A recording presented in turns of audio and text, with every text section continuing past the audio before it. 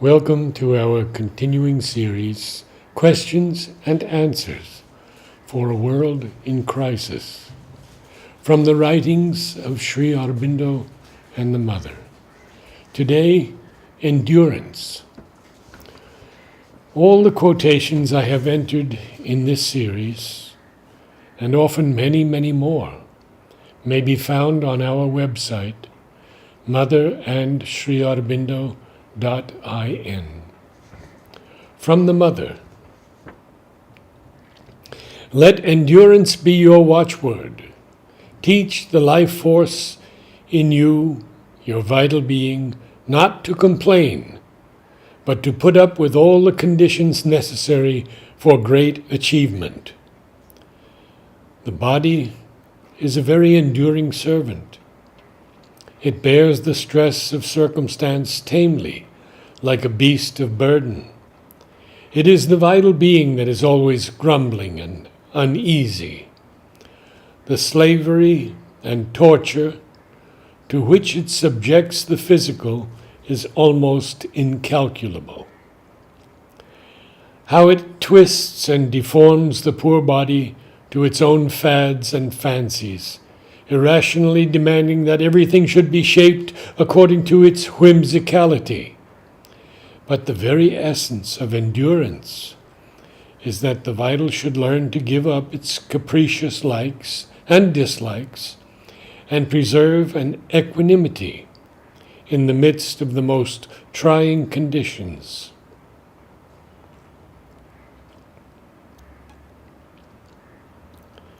Nothing great is ever accomplished without endurance. If you study the lives of great men, you will see how they set themselves like flint against the weaknesses of the vital. Even today, the true meaning of our civilization is the mastery of the physical through endurance in the vital. The spirit of sport and of adventure, and the dauntless facing of odds, which is evident in all fields of life, are part of this ideal of endurance. In science itself, progress depends on the countless difficult tests and trials which precede achievement. Surely, with such momentous work as we have in hand in our ashram, we have not any less need of endurance. Endurance, going to the very end of the effort without fatigue or relaxing. Endurance is the capacity of bearing without depression. Cheer up. All will be all right if we know how to last and endure. To know and be able to bear and endure undoubtedly produces a firm and fixed joy. The most important is a steady, quiet endurance that does not allow any upsetting or depression to interfere with your progress. The sincerity of the aspiration is the assurance of the victory.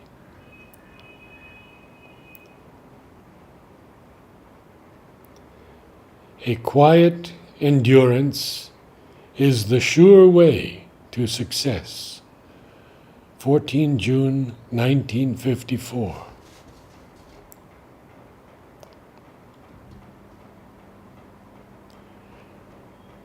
In silent endurance, one step forward towards victory with the help of eternal love. Open to the divine grace, and thou shalt endure.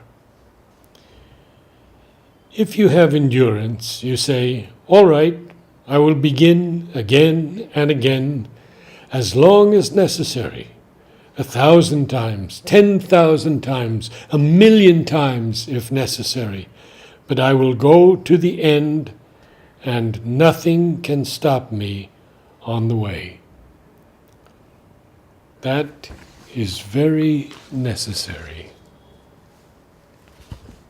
But you understand, previously the body used to feel that its whole existence was based on the will, the surrender to the supreme will and endurance.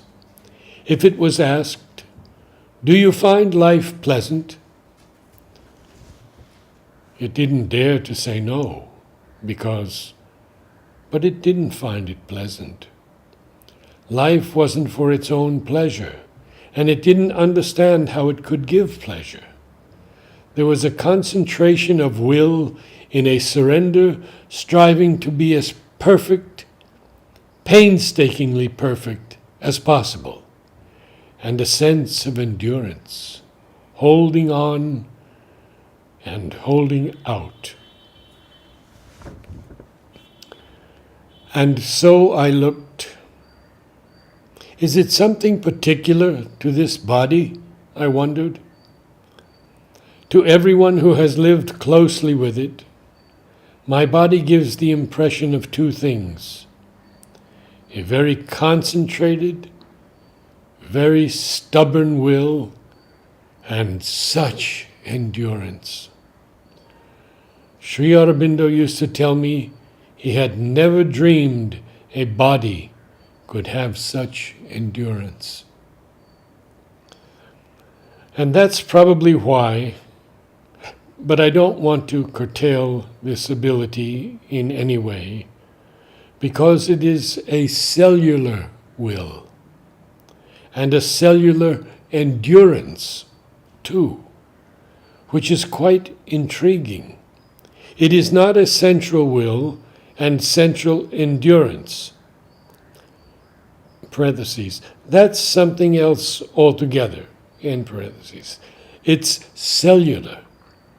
That's why Sri Aurobindo used to tell me that this body had been specially prepared and chosen for the work because of its capacity for obstinate endurance and will.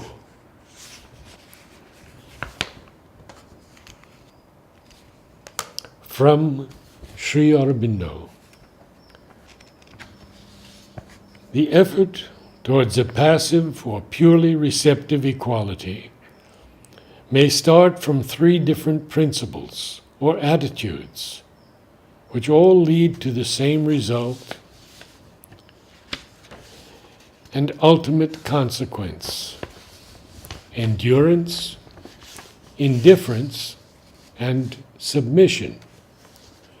The principle of endurance relies on the strength of the spirit within us to bear all the contacts, impacts, suggestions of this phenomenal nature that besieges us on every side without being overborne by them and compelled to bear their emotional, sensational, dynamic, intellectual reactions. The soul, which seeks mastery, may begin by turning upon these reactions the encountering and opposing force of a strong and equal endurance. Ordinarily, we have to begin with a period of endurance, for we must learn to confront, to suffer, and to assimilate all contacts. Each fiber in us must be taught not to wince away from that which pains and repels, and not to run eagerly towards that which pleases and attracts, but rather to accept, to face, to bear, and to conquer.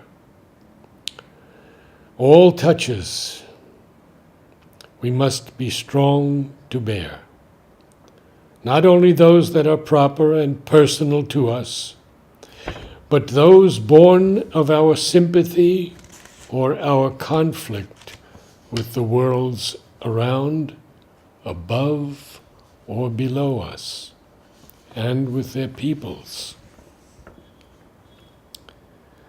We shall endure tranquilly the action and impact on us of men and things and forces, the pressure of the gods, and the assaults of titans. We shall face and engulf in the unstirred seas of our spirit all that can possibly come to us down the ways of the soul's infinite experience. This is the stoical period of the preparation of equality, its most elementary and yet its heroic age. But this steadfast endurance of the flesh and heart and mind must be reinforced by a sustained sense of spiritual submission to a divine will. This living clay must yield not only with a stern or courageous acquiescence, but with knowledge or with resignation, even in suffering, to the touch of the divine hand that is preparing its perfection. A sage, a devout, or even a tender stoicism of the God-lover is possible. And these are better than the merely pagan, self-reliant endurance, which may lend itself to a too great hardening of the vessel of God. For this kind prepares the strength that is capable of wisdom and of love.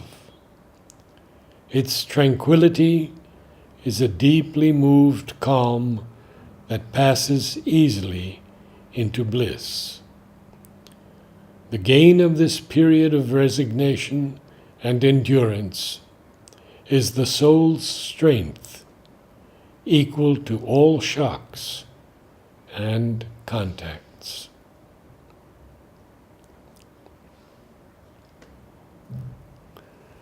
In the volumes Flowers and Their Messages and the Spiritual Significance of Flowers, we find many flowers that vibrate with the message of endurance.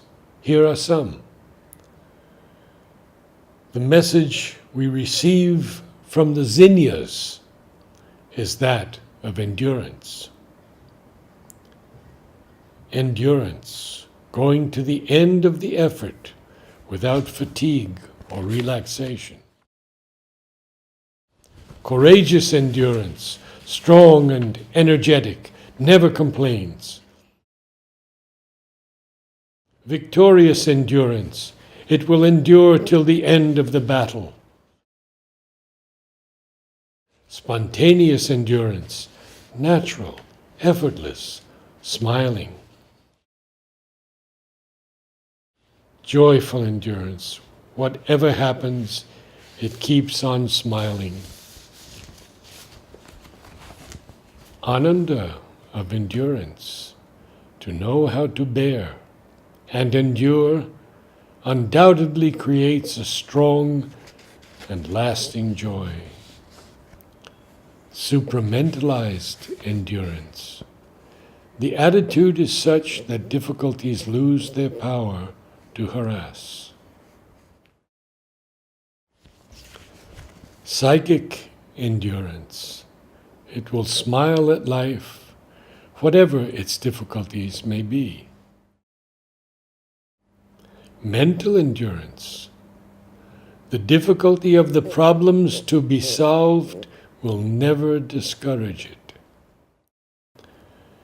Endurance of the higher vital. Whatever the circumstances, it never fails. Vital endurance. Whatever the obstacles, we shall always go forward, physical endurance, knows neither fatigue nor exhaustion. Integral endurance. It will go on unfailingly till the end of its task. Manifold endurance. Whatever the endurance needed, it is always there to do its duty. Detailed endurance. Nothing is too small to be neglected. All circumstances are met with the same care. I have listed these because if we can enter into the vibration of a flower, we can also in time receive its force.